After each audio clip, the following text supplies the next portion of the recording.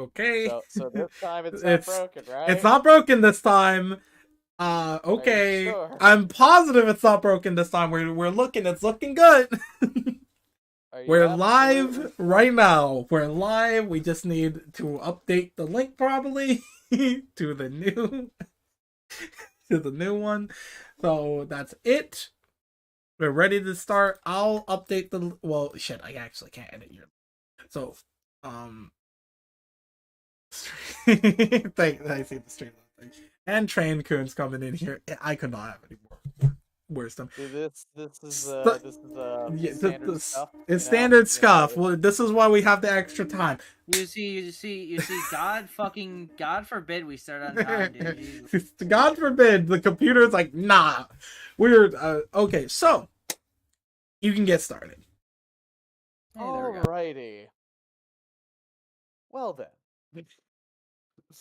Just double checking before it shatters again, like every other time. So anyway. Last we left our heroes, they began their descent down towards Harnock's Rest. However, this story, or at least this part of it, takes place after the race had been completed and the party returned to the surface. Having begun their move into their new home, Phoenix Crest Manor, a gorgeous, massive plot of land with plentiful acres, plentiful facilities, and a bountiful hoard of history attached. Today, on this most fortunate of days, we join the story of Ame, a very large fox in a much larger world, now seeking to commune with the world itself, not simply as a druid, but with the anima, that which embodies the plane itself, and that which may have answers for the many questions Ame may pose. We join them now at the Phoenix Crest Manor, where Ame and Kane are walking outside, heading out the front door.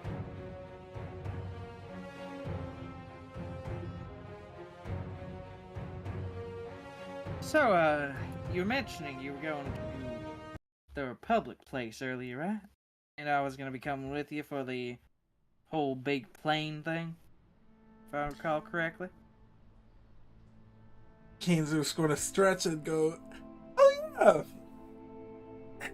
I, I, I just finished all my big stuff. Yeah. Puts hand on your shoulder. We'll go now. Wait, what? As we, as I hit my favorite button. God damn it! Please. I'm just standing. Kate, what's wrong, Wait, Kane? don't. God dang it! Kane, are My you magic. having teleportation dysfunction? My Actually, one I second. understand. You just got your magic back. I know this can be a difficult process for you. Go now. And we're good.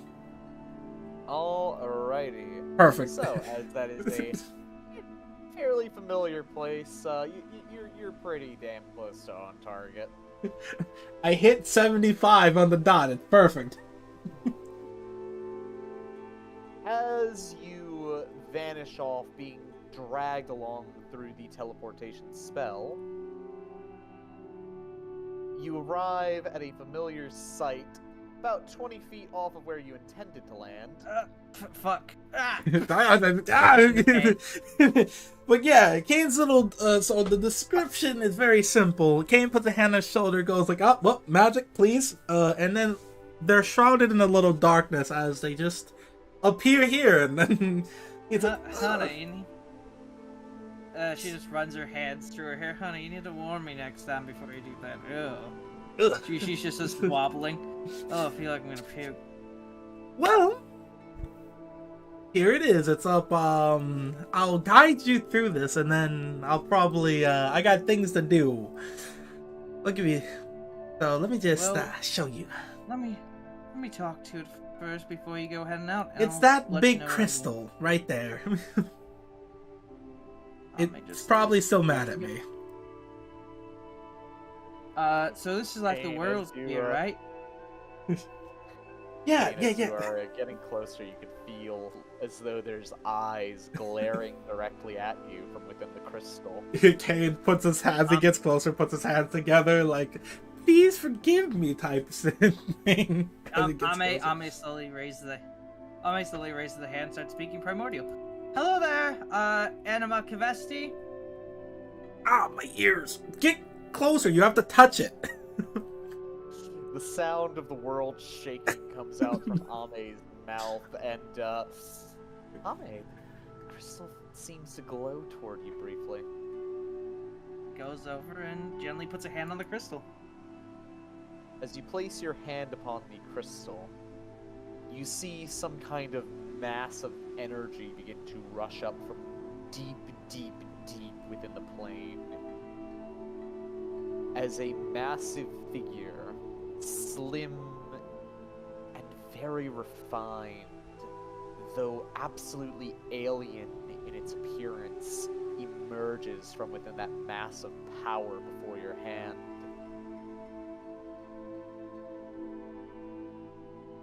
As it gently reaches its long, slender fingers made of a material you can't quite place toward the edge of the crystal, as though to make contact with your hand, what do you do? I keep my hand there. As the entity makes contact with the edge of the crystal, you feel yourself being pulled in, as though it is made of liquid as the entity begins to float upward, making space within this crystalline space for you. No resistance here, darling. You speak the primordial tongue. I need not even use telepathy. But you are not from here, are you? I'm from the plane you folk on this here rock called Altima, I believe. Thou art from the Eld sibling of Vibrance High. What is your name, small one? I am unfamiliar with you. Name's called Ame, sweetheart. You big boy? They're bigger than even me when I get into my big old funk. I am Anima Kavesti. I am the embodiment of this world. For what do you seek counsel, small fox? Well, I'll be honest. Well, first off, Ame just points toward herself. I have a little bit of that, Naruterra fella in me from back on Altima. And I figured that out of all the people to talk to, one of the literal planes would probably be one of the best bets. The crystal begins to glow brightly as this entity's magic begins to seem to flow over everything. Pulsing vibrantly in a glorious display of light. As the light begins to warm over you and expand outward even further, you feel as though something is scanning you in a way, like your very essence is being poured over.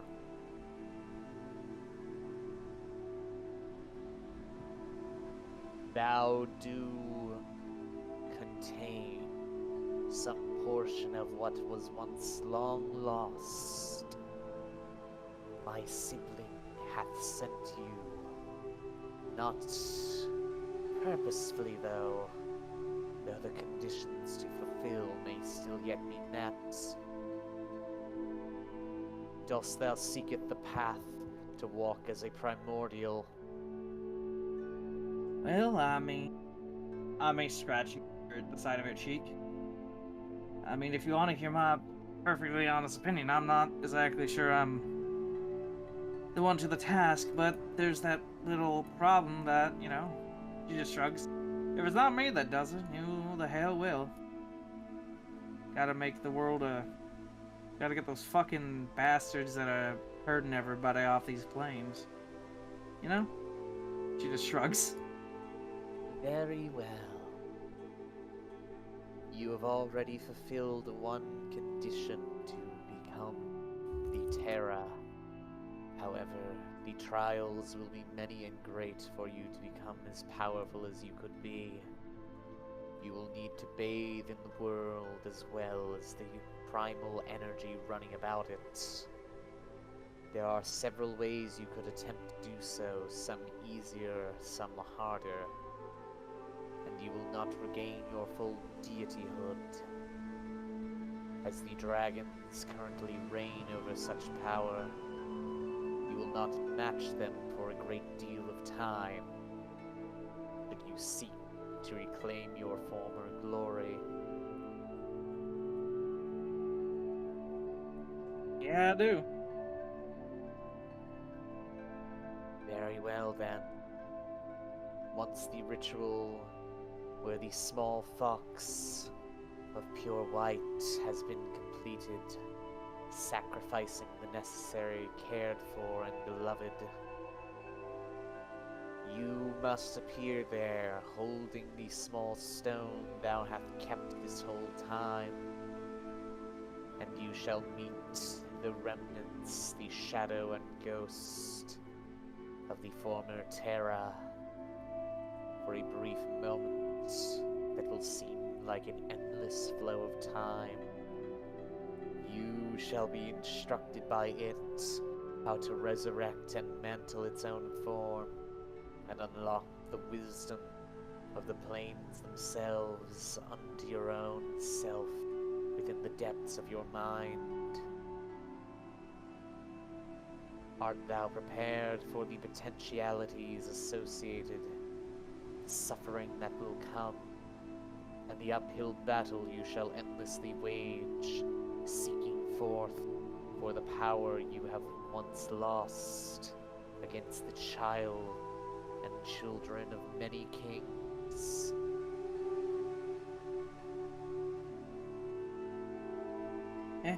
She just shrugs.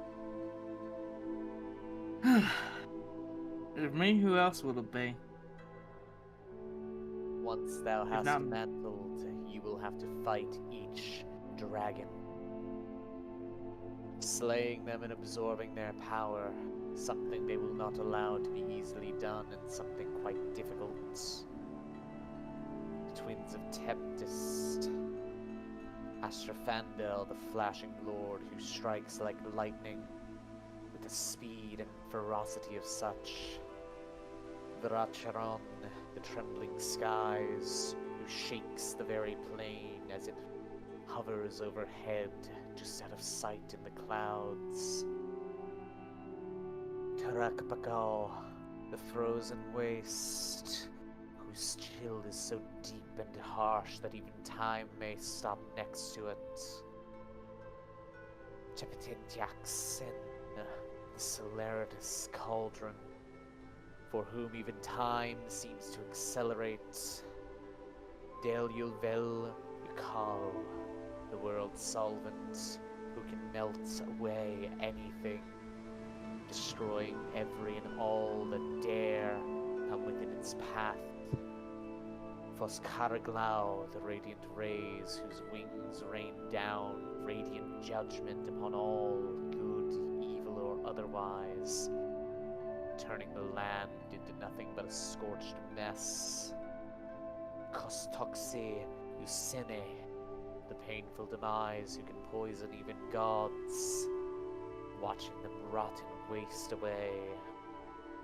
Thanmor Walethethos, the shadow which brings death, second only to Traxim von Platinum Gear himself, with his power to reign over death and undeath in these worlds.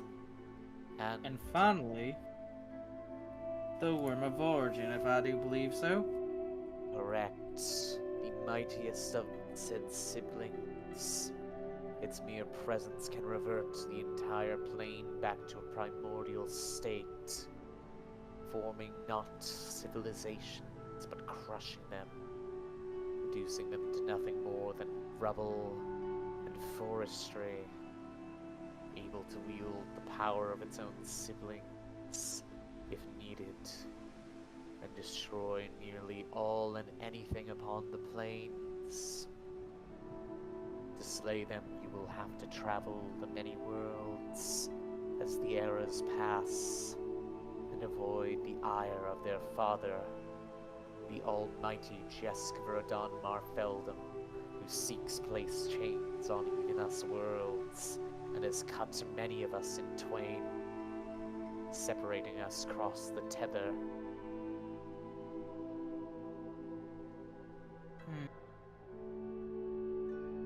Well, that doesn't sound so bad. Could be worse. We are broken, fundamentally and forever, but should you succeed, thou shalt bring hope back to these anima, as broken though we may be. We seek thine guidance, O Terra to be. Will thou be our salvation or our damnation? Only time shall tell. Tommy smiles at the animal. I hope that through my actions that you may find hope once again, friend. I am wounded and broken beyond recompense. I suffer the pain of the cancer growing down, endlessly spiraling towards my depths. Thou hast come from there, I feel it. The resonant ambient magic remaining from such a potent spell not long cast on my surface since days of yore and the great war where said tumor continuously pumped forth death to slay the living upon my crust. Shall thou also relieve me of such a horrid pain? Or wilt thou leave it and let nature take course? Ami looks at Anima Cavesti. I'll do what I can. I cannot promise that I can fix it, but I will do whatever I can to try and relieve the suffering of the plains. Be it the people who live on it, or the beings that reside upon it. Well, that is the duty of Inara Terra. To at least try. Manage and control and ensure our balance. The worlds are out of balance, indubitably. What little can be recovered, I can only hope you will be able to reestablish. There's greater yet out there.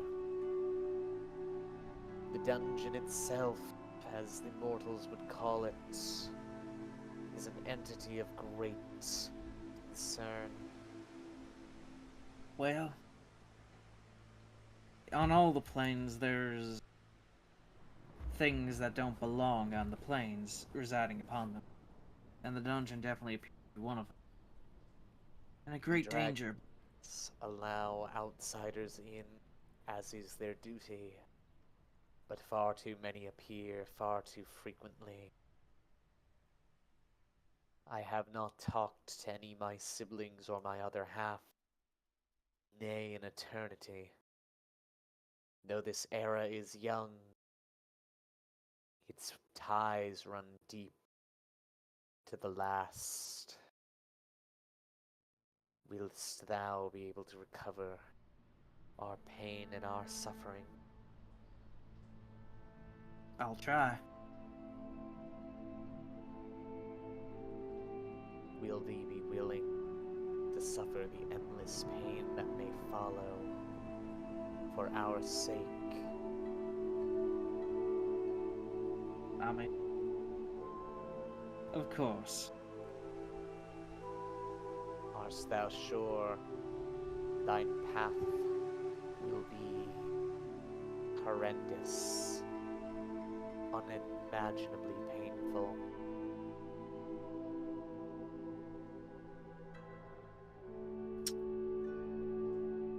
I dare say that if I can do it, and no matter how much suffering I go through,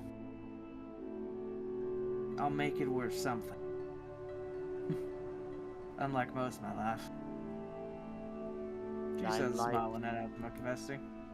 Thine life has worth only of what ye make of it. Shouldest thou decide it has worth, it has. Shouldest thou decide otherwise, it shall not. And I want to make myself view my life as worthwhile by doing this for you, and for all the beings that reside on the prime material themselves, and to make these planes be in balance once more by the will of the primordial being that I will inhabit. Come. Then may ye have luck, O small fox. Hast thou any further questions of I, plane which ye stand upon?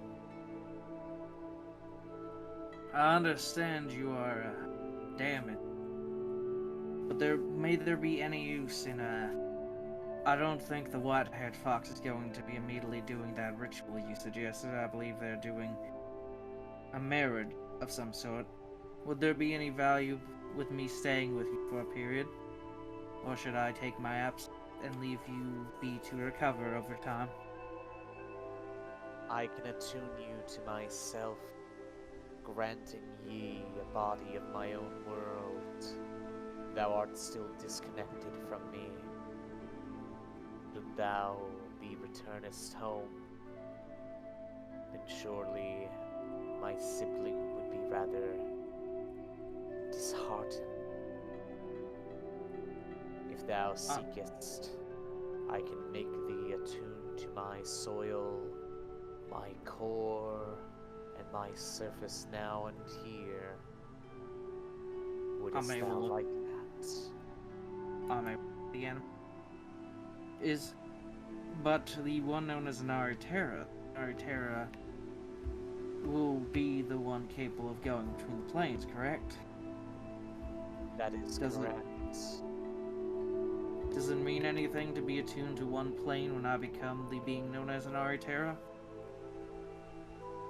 Yes, you shall have to attune thyself to each of us individually, regathering some semblance of your true power. Though it is broken and shattered, scattered across planes, and even those that overlap us. Seek forth the tree, rooted in the wilds, and your answers shall be granted unto thee. The twin Inari who live beside our world, known as Okami and known as Akuma, have devoured a significant portion of your power.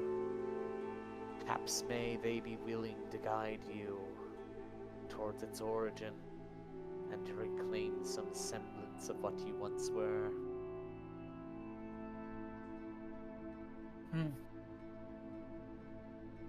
Then I would be fine attuning to you as the first step to trying to reclaim what was lost.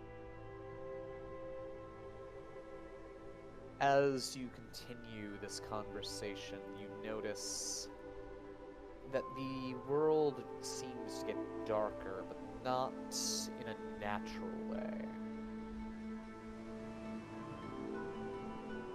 As the map is about to reload. A beam of light seems to crash through the crystal, bathing you through anima in a rainbow onslaught of power. It seems to burn bright,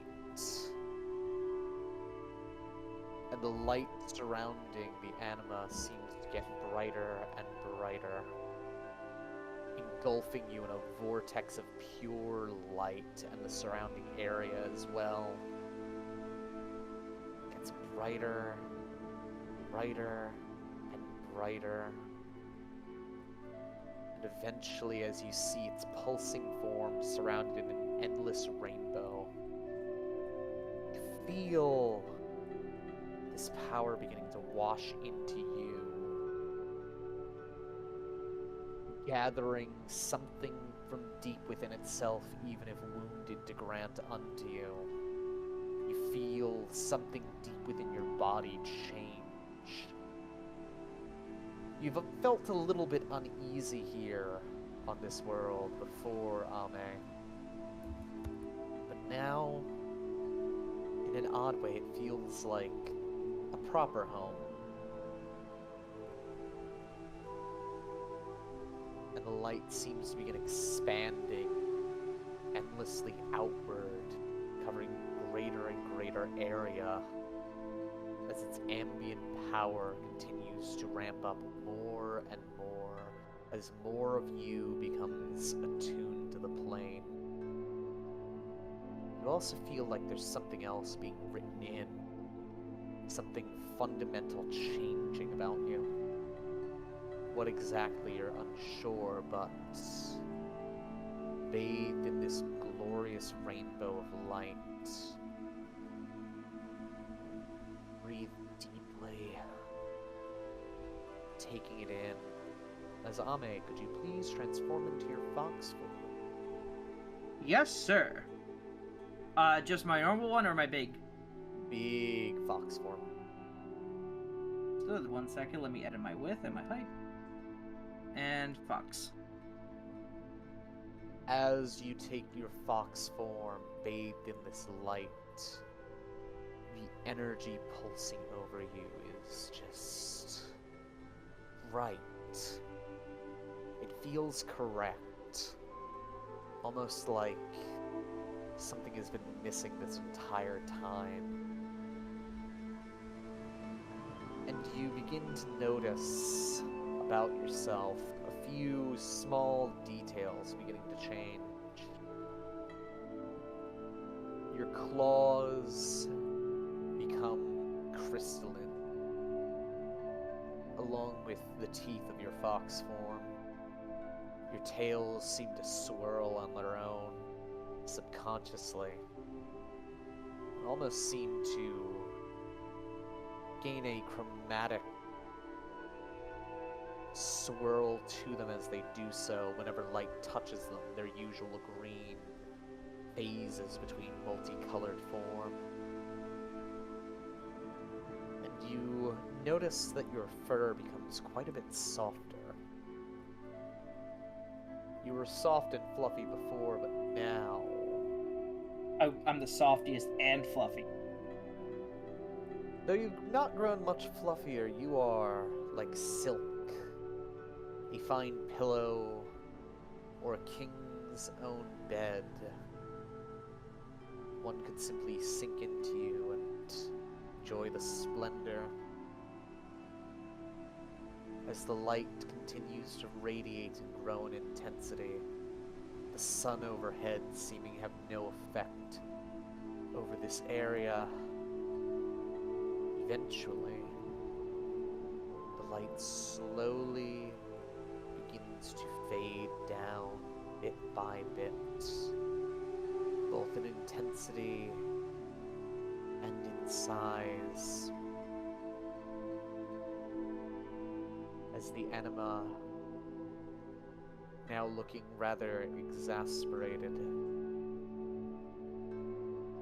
begins to slowly but surely almost come to a state of rest. Its light now returning to a far dimmer state, bit by bit, until much like it seems to be fading back toward the depths.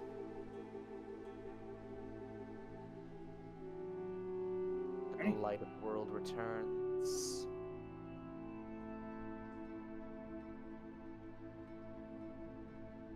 I wish thee luck, O fox. May thou origin, and may thy wisdom be once more granted, O seer of the world, who sees only as we can.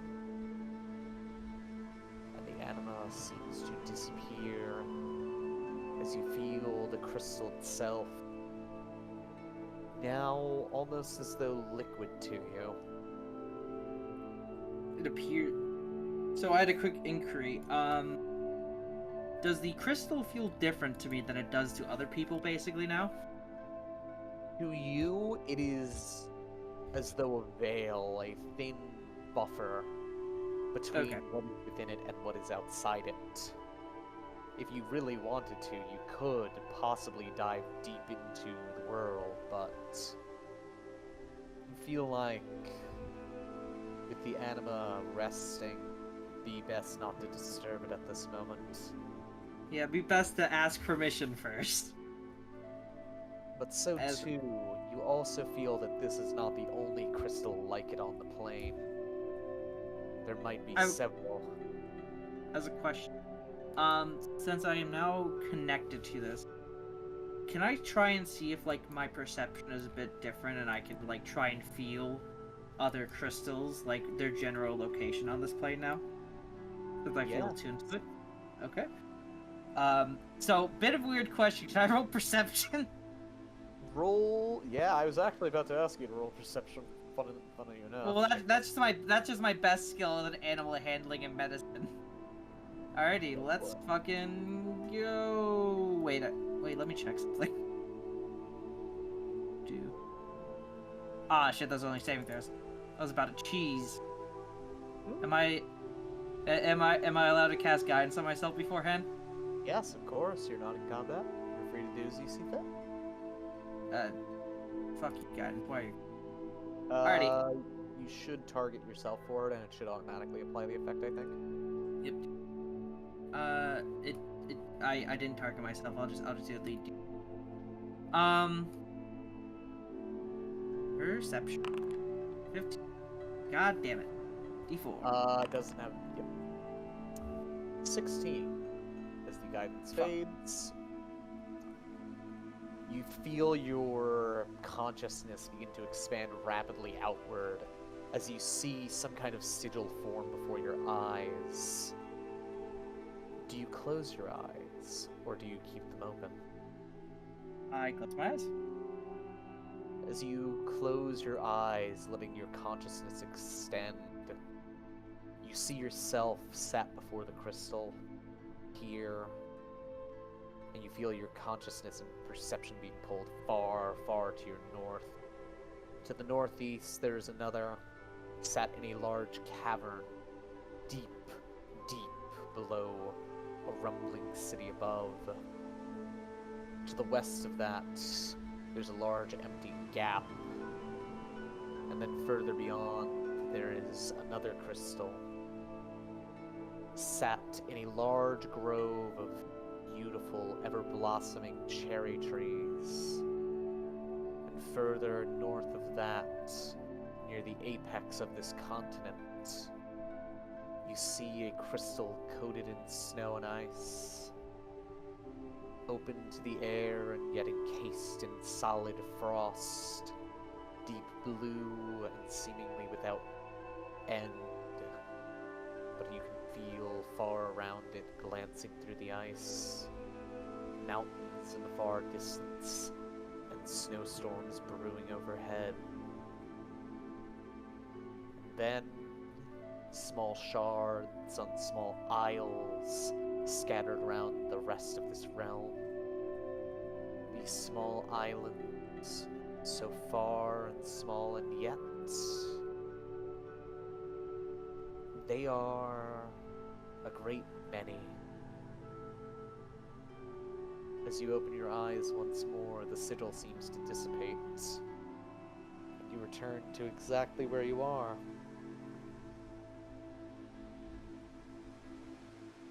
Alrighty. I suppose there's one last thing that Ame does need to get done before she goes to do something else. As Ame will take the anima's advice, and she's going to call out for a couple of fuckers. As Ame proceeds to fucking put her massive hands together, just like... The two Inari known as Inari Okami and Inari Akuma.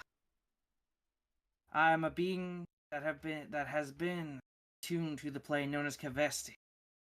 I beseech thy for an audience about Inari Terra. Please respond. She says with her hands clasped together. She slowly pulls them apart. As you place your massive paws together, your long claws sharp and crystalline, you don't feel their presence, but you become keenly aware of something as you glance upward toward the sky. A small shiver running down the entire column of your spirit's spine. Oh no. Keenly aware of another Inari. One that is upon your realm and yet oh so far. She is not supposed to be here, and she was never meant to be originally. You can feel her presence. Yeah! Inari Damn it. Sentai. The art's Sounds very exploding, bitch. Like a comet overhead seeking to wipe all life from this world. This entity is one with which you shall clash. When you have reached the apex of your power, hopefully. You can feel that its presence, along with the massive tumor, as the plane described it of the dungeon, makes the world quiver in fear. You can feel it. This entity is not only malevolent, but will destroy this world and many others if given chance. A great calamity to be, or a foe to be put to rest. It is your duty, Terra or not, to strike this foe down by any means necessary and remove the foul fox before it has chance to destroy everything. You can feel its malevolence and spite ringing out like a soft hum upon the wind within the surface of this world. Will you accept such a duty? Will you try to save somebody that might simply be possessed? Or will you fail and watch the world crumble and turn to nothing more than a flaming ball of ash? As these thoughts cross your mind, what do you do? Ame looks up at Ame eternally, like, how the fuck did that get here? You aren't supposed to be here, why are you here? As Ame is just gonna quickly, like, fucking look around. She's like, oh, bitch, why did that Kane guy leave? You probably have the answers here. As, on the rock, you see a small parchment folded up, left in a cane. What shape would you like it to be in? Origami style? I was about to say it's an origami and nariyami. Ame just fucking. Ame just grabs, like, pulls it apart of her snout and her, like, and just using her fucking gigantic claws as, like, fingers. Upon it, it reads, quote, yeah, I'm gonna do what I need to do here. Just stay here and I'll be back in like a week. If you want to come with me, you can just follow my footsteps. Signed, your lovely and bestest Inari ever. Two finger guns. Ame in mild frustration. Ame in mild frustration eats the paper. And you see there's only singular footsteps. You don't see a pair of two. It's like one right foot and then one left foot. No, there's just one right foot and then just another right foot. That just Ame stands fucking- there. This direction. Ame is gonna fucking like put her paws together like a Naruto sign as she fucking goes, as she goes her fox form, as she just like you bitch as she fucking goes 100 feet, 200 feet per 6 seconds. La-di da da da da. Kane point of view is constantly just making a single right footprint. Not anything, not a left foot. It's not like he's walking, just a single right footprint. He's not making a left footprint. Because basically, Going. because basically from my contemplation, how long do you think it would take me to get to the nearest fucking crystal from here if I didn't get help? A couple of days probably, if you just full sent it. You'd Interesting. be exhausted, she- but you get there. She at least wants to have a conversation with Kane before she makes that decision. I don't know. As a massive fluffy fox with chromatic tails begins to bound off into the far distance. That is where we will end this session for today, y'all. Wow. Ba-ba-da-da. I'll leave the questions about the fox form until after session. Well, after You'll have session, to yes, listen. that was a pretty. That has more notes than my normal session, so that's something. So, We would like to thank you all for watching, those of you who made it. And we hope to see you next time.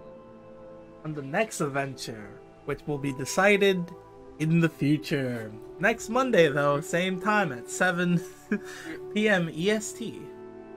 Remember, if you watch this stream, this is the only D&D stream you can watch that has an old fox lady in it. That's a whore. Also, An old hot fox lady, I think you mean.